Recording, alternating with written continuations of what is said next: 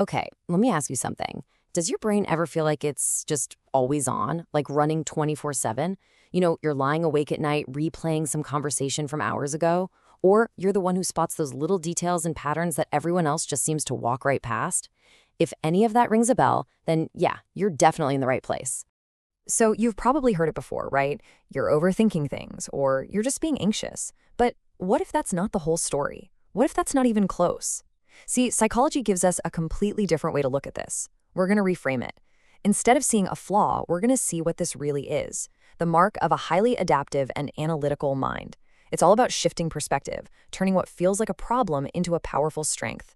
Okay, so let's jump into the very first sign. It's this.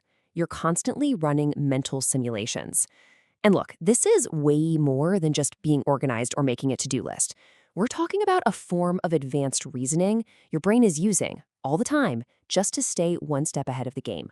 I mean, think about it. You find yourself mentally walking through a meeting before it even starts.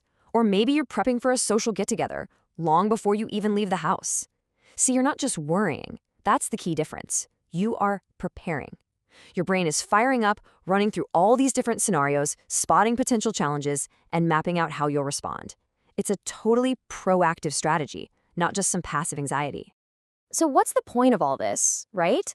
Well, mental simulation isn't about getting bogged down in everything that could go wrong. No way. It's actually this incredible cognitive tool that helps you make better, smarter decisions. It lets you navigate the world with a kind of depth that, honestly, a lot of people miss. At the end of the day, you're just trying to stay ahead of the chaos. All right, moving on to sign number 2. And this is a truly high-level cognitive skill. It's the ability to think about your own thinking. Seriously, this is a total game changer. The fancy psychological term for this is metacognition. But all it really means is having the habit of stepping outside your own head for a second and asking, wait, why do I actually believe this? Or does my opinion have any real evidence to back it up? Just that simple act of checking yourself is one of the best ways to cut down on personal bias and to keep yourself from falling into that trap of being overconfident. So what does this actually look like day to day? Well, it's pretty straightforward. First, you just notice a belief you have. Then you ask, why? Where did this idea come from? Next, you actively hunt for any biases that might be coloring your view. And the last step, the crucial one, is you update that belief when new evidence comes along. You don't just cling to old ideas to protect your ego. It's really a kind of mental discipline.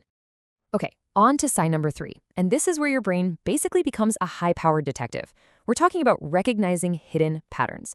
And this is so much more than just being observant. It's this finely tuned skill for figuring out what's really going on beneath the surface. Here's a perfect example. You notice that tiny, almost imperceptible shift in someone's tone of voice, the one that tells you they aren't being totally honest? It's amazing, right? Well, everyone else is just listening to the words. You're processing all this other data. The tone, the little hesitations, the body language.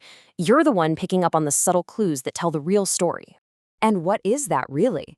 At its core, this hyper-awareness is a survival skill. It's instinctual.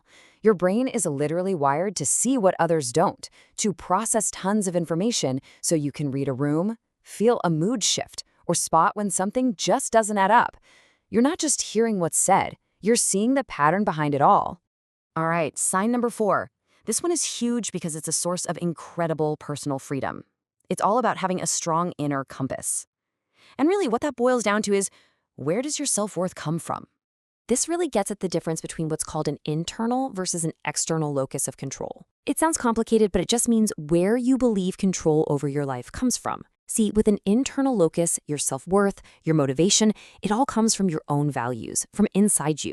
You don't need that external validation, the social media likes, the constant praise, just to feel good about who you are. And the result of that, it's this incredible sense of autonomy. This inner directedness gives you a rare kind of freedom. You're free from that relentless hunt for approval, and that allows you to chase what is genuinely, authentically you, not what you think everyone else wants you to be. Okay, our final sign. Let's talk about what happens when everything goes haywire, when things get chaotic. High-functioning minds often show this incredible ability, what I call the power of the pause. It's that uncanny skill of staying composed when everyone else around you is losing it. The technical term for this is emotional regulation, And it's the ability to feel an emotion and feel it intensely, but not let it control your behavior. And get this skill is often built through something psychologists call stress inoculation. It basically means that because you've faced pressure before, your brain has learned how to handle it without getting totally overwhelmed. It's like you've been vaccinated against stress.